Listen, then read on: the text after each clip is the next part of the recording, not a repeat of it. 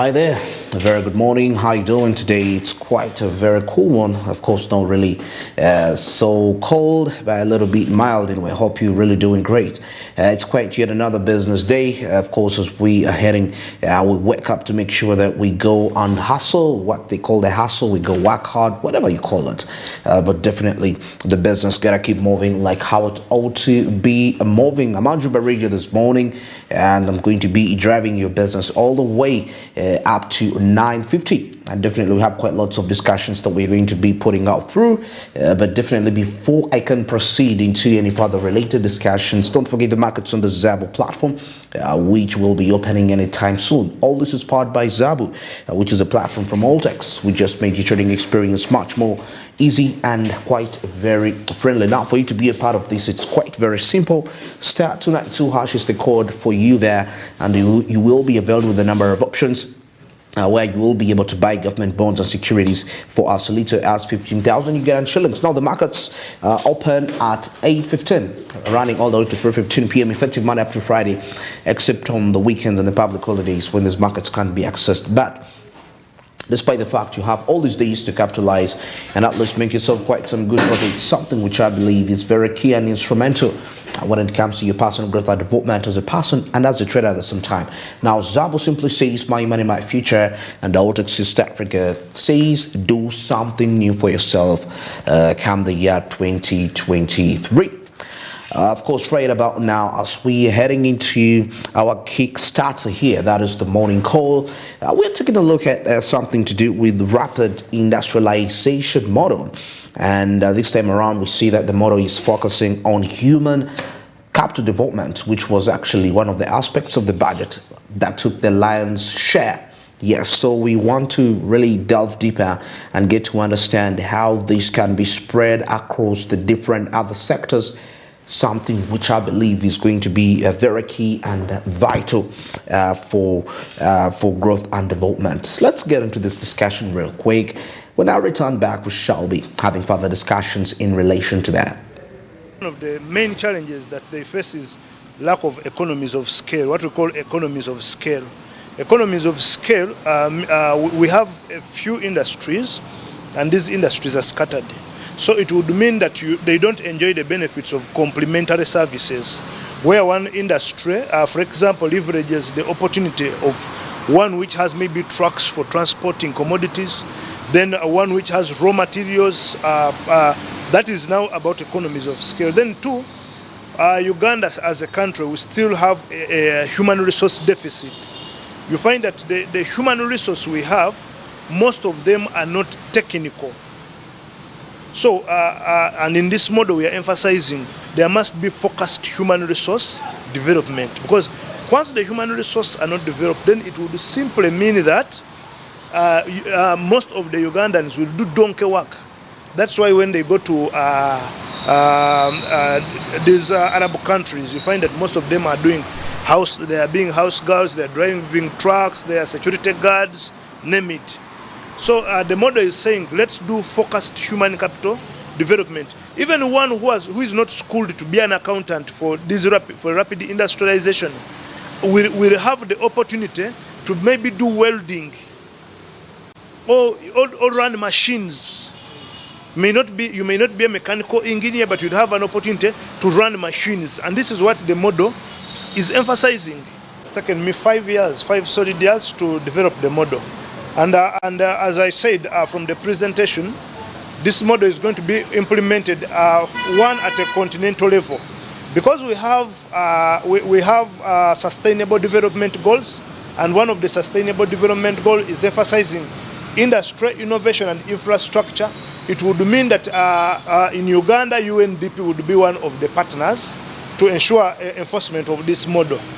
Then at a continental level, I'm going to sell this model out to UN, because UN has what we call the African Agenda 2063, and it's also emphasizing on industrialization. So UN is one of the partners, and I'm approaching them soon. Then at a regional level, at SADC level, I'm going to approach I'm going to approach ECOWAS, I'm going to approach SADC, then the East African community, because we know that we have an East African community which is focusing on infrastructure development, and we have close to 103 million US dollars for the East African community. So this means that once this model is introduced to them, it will be an opportunity for them to expedite industrialization in the East African community. But we also know that there are initiatives like the standard gauge railway. Uganda is investing close to 2.2 billion US dollars. That's close to 8.35 something trillions in the standard gauge railway in the next few years.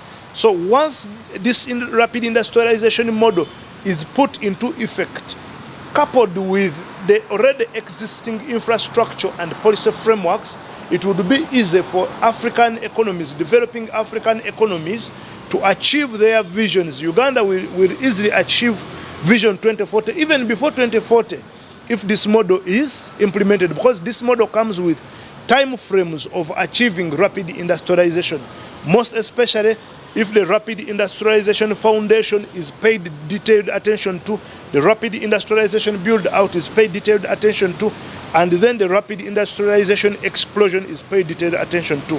But then the other most important thing is that these developing economies have a very big number of SMEs. Actually, not just SMEs, MSMEs, micro, small, and medium enterprises. Now, these MSMEs employ very few people. When we industrialize, we are going to employ a big number of citizens, natives in these developing economies, but we are also going to build the value chain, what I would refer to as the supply chain, from the upstream, the midstream, and the downstream. And it would mean that rapid industrialization would boost the SMEs, and we shall see many SMEs transitioning, micro enterprises transitioning to small enterprises transitioning to medium enterprises, and medium enterprises transitioning to large enterprises as a result of effective implementation of the rapid industrialization model. That is Frederick Chang, the inventor of rapid industrialization model, of course, giving us that discussion in relation to, the rapid industrialization focusing on the human capital development, something, of course, which is quite very key and vital for the country come the next financial year, 2023-2024. Well, right about now, let's switch over and take a look at what's making headlines into the press.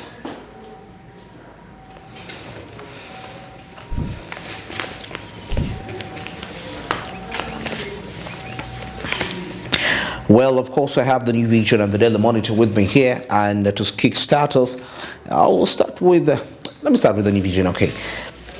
Of course, I can see on top here there is government tightens entry rules, that is for doctors, and time up for half-baked medical professionals. Well, so I mean, it's high time when you are really saying that you're pursuing a course, it could be in medicine or anything, you need to really take it seriously. Now, gone are the days when we used to have half-baked people into hospital staffs, which is actually ending by the look of things here. Now, further, we see police bust more mobile money gangs, and of course, there is 4 photos here of the suspect. Those people that go on robbing the different mobile money agents, and they take the money, something which is not really quite okay. And now more men rush for change kids records. Of course, this is in relation to the DNS saga, something which has been going on for quite, it's been trending lately.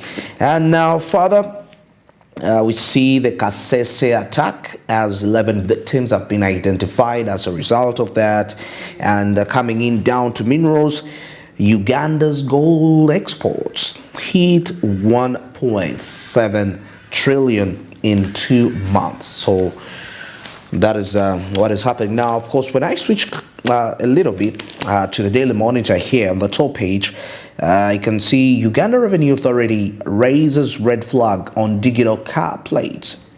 Yes, raises a digital flag on the digital car plates, which I think, let's see. Now, the tax collector says rushed implementation, thinks rushed implementation will likely paralyze car import.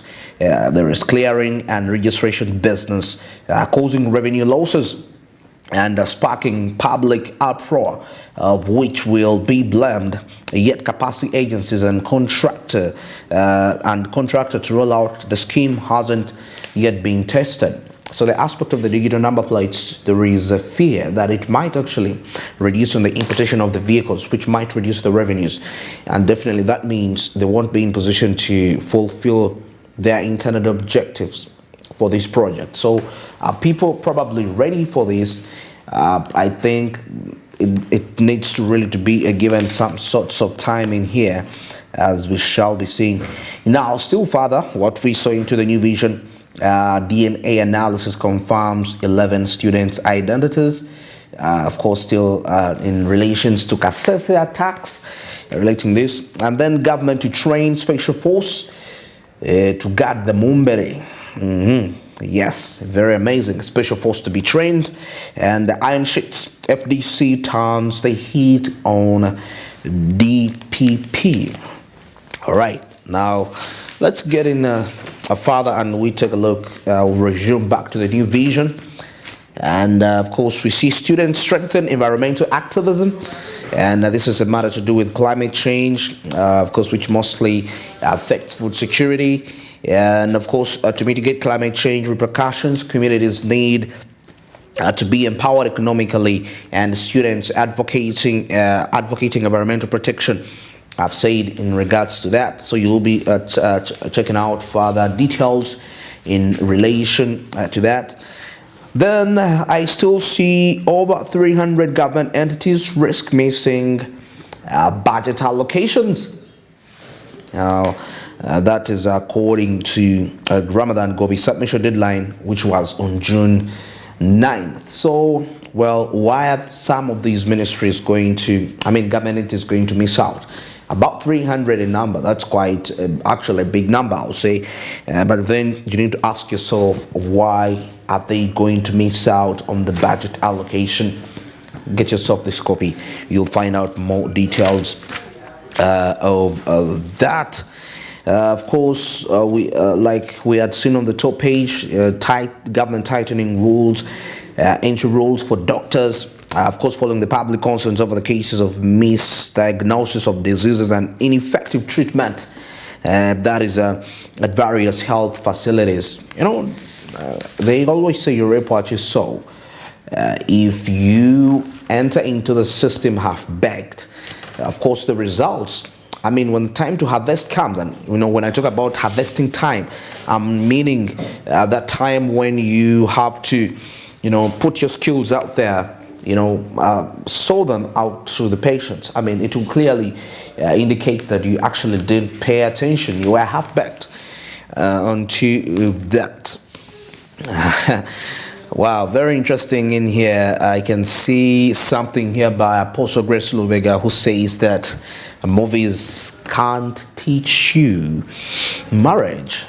Says Apostle Grace Lubega in there, of course. But I can also say movies don't really teach you what life is. Life is experienced personally and not watching it on a screen. Of course, now away from that, we see gold exports hit 1.7 trillion. Of course, this was on the top page. And Uganda's mineral exports for the past 2 months have hit that is 8 trillion, with gold accounting for 7 trillion Ugandan shillings. Now, according to the latest performance of the economy report, which was released, that was by the finance ministry, the country exported minerals, of course, including gold, which was worth 1.8 trillion in the months of March and April 2025. Okay, now roll over refined sugar price depends. Of course, we see here that a roll over refined sugar prices has deepened, with carbonated beverage companies accusing sugar manufacturing companies that is of breach of contracts.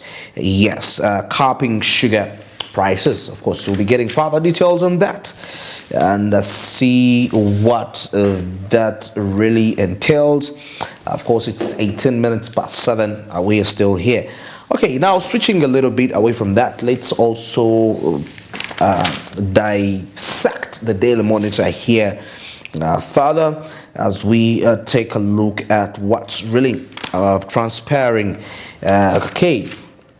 Now, of course, URA raises digital flag, raises red flag on digital car plates, of course, which might reduce importation and affect revenue, something which they think should be held back a little bit. Of course, President Museveni roots for African system of justice resolution. And of course, we see here Busoga leaders faltered over biting poverty in that region. I'll be checking out further details on that.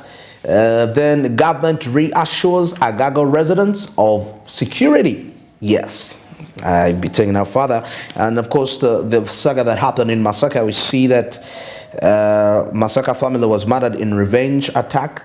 That is, says the police. Hope the reports are actually really true. And of course, well, we shall be of course finding out further aspects in relation to that. Okay, now of course we see here that well-wishers give 8,000 Eid animals for people in there. 8,000 Eid animals. I think it will happen this week. Yeah, not certain of the day though, but we're still riding here as we take a look. Okay. This is still the Daily Monitor. As we take a look, of course, we see here counting the cost of tax exemptions. That is there is the article known as the Prosper, which we'll be giving you on the further details in relation to that, accounting the cost of tax exemptions. To what extent are they going to affect you as a business person? Yeah. So now, still in the Prosper aspect, we see divorce-proof your business. Yes, divorce-proof your business. Of course, doing business as a married couple requires that you document everything to limit conflict, since your resources are connected in a way that they weren't before. So if you're together, you're doing a business as a couple, do joint documents since you're one. That's according to the Prosper here. But of course, you'll find out why. Of course, based on quite a number of experiences. Some of them are personal experiences, I would say. But it's important to always take heart to what you hear. And try to put it into practice and see whether it's quite very, applicable. Yeah, so I'm going through the Daily Monitor and quite lots of. All right. Now, away from that, I see that CRB reforms blacklist loan defaulters. Now, still here, we see that with availability of financial institutions, regulations, credit providers in the country have an opportunity to minimize default rates. All right. Of course, the images that we are looking at there, of course, from the Ginger Road, traffic lights. It's the traffic updates. It's exactly 22 minutes past 7. And according to the look of things, it really looks very efficient and quite very okay.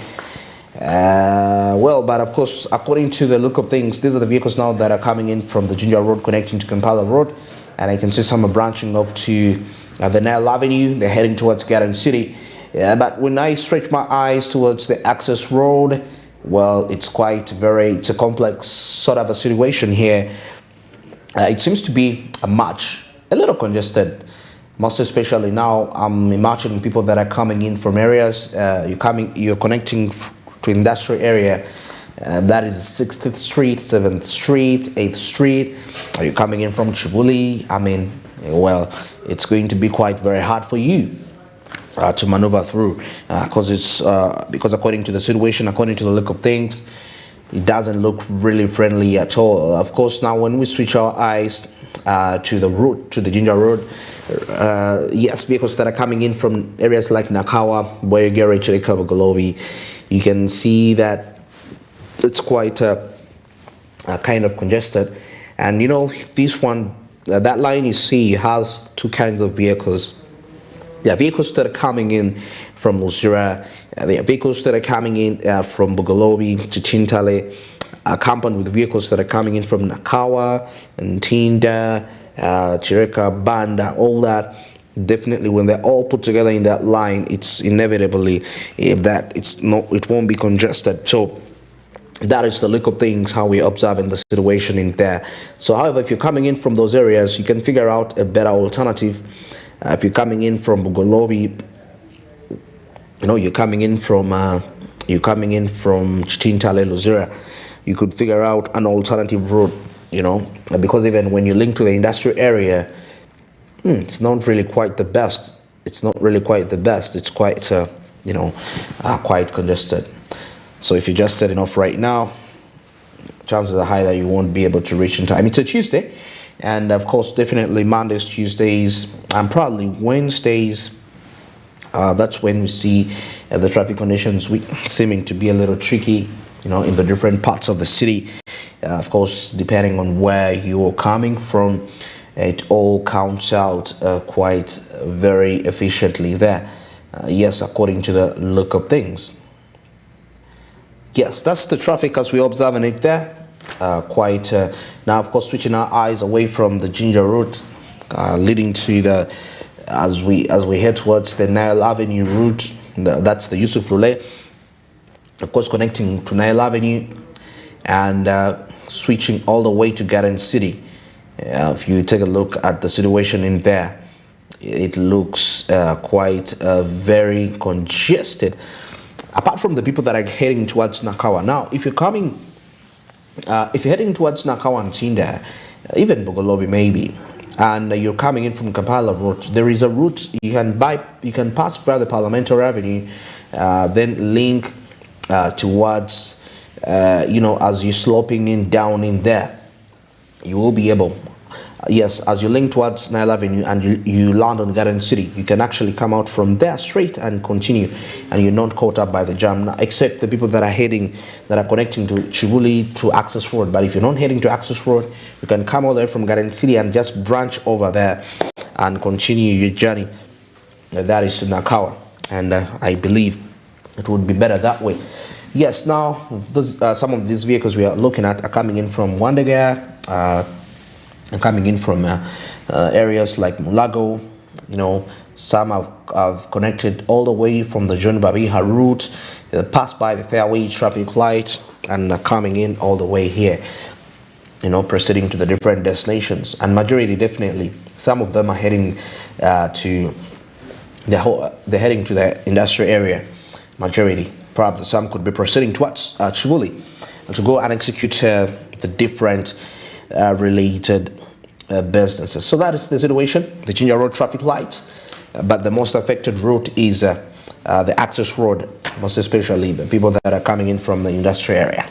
Well, that is it for the traffic updates this morning. It's 27 minutes past 7, and now let's get into the break. But of course, don't forget the markets on the Zabo platform, which will be opening any time from now. Now, *292# is simply the code for you, which will avail you with a number of options where you will be in position to buy bonds and securities for as little as 15,000 Ugandan shillings. Yes, the markets will be opening at 8:15 a.m., running all the way to at 3:15 p.m. and this is effective Monday up to Friday, except on the weekends and the public holidays when these markets can't be accessed. But despite the fact, you have the rest of the days to capitalize and make yourself quite some huge profit, something which I believe is very key and quite instrumental for your personal growth and development as a person. Now, Zabo made this a reality. There is no excuse for not owning bonds and securities.